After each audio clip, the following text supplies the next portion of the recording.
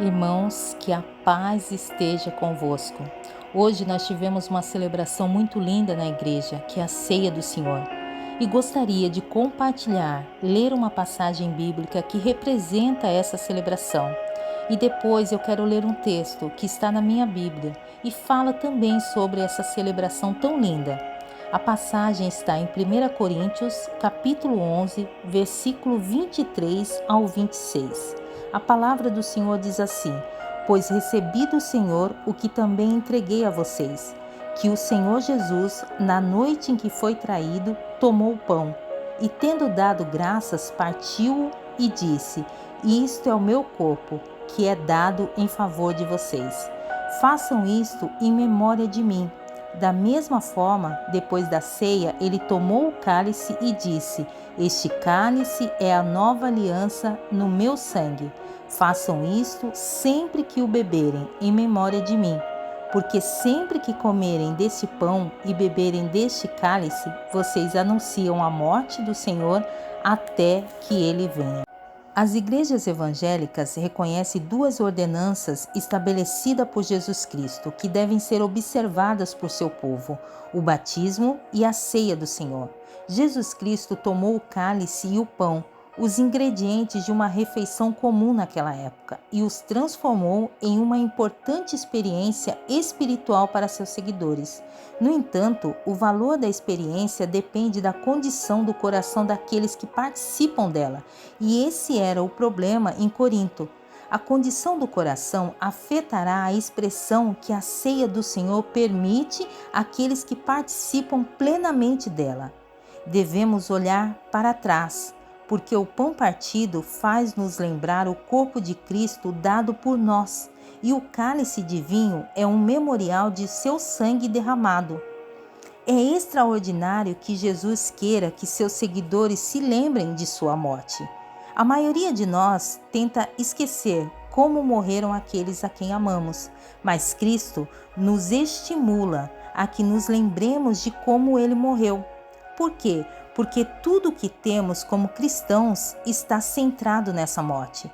Devemos olhar para frente, devemos celebrar a ceia até que ele venha. O retorno de Jesus Cristo é a bendita esperança da igreja e de cada cristão. Jesus não só morreu por nós, mas ressuscitou e ascendeu ao céu.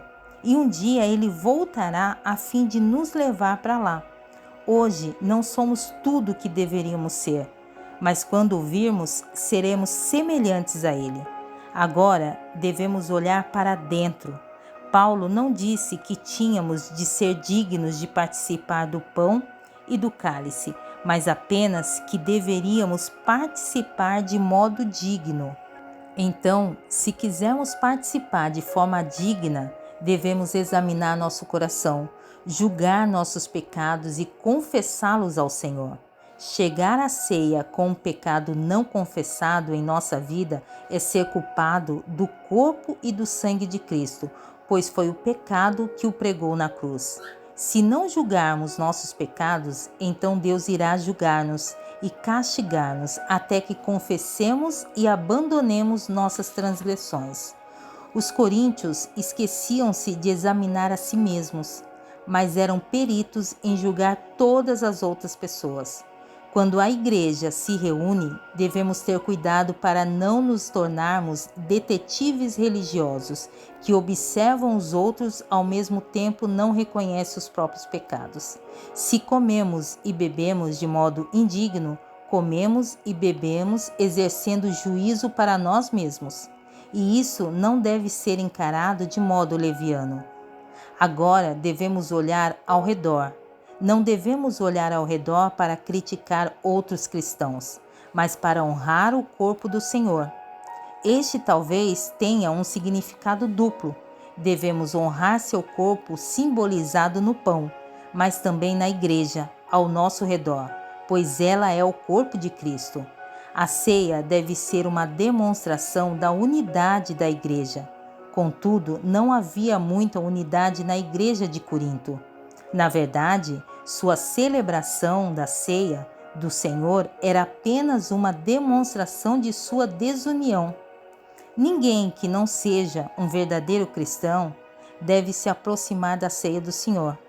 Nem o verdadeiro cristão deve se aproximar da ceia se seu coração não estiver em paz com Deus e com seus irmãos cristãos.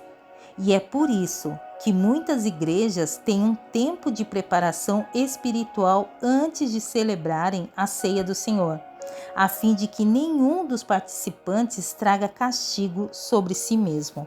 Amém?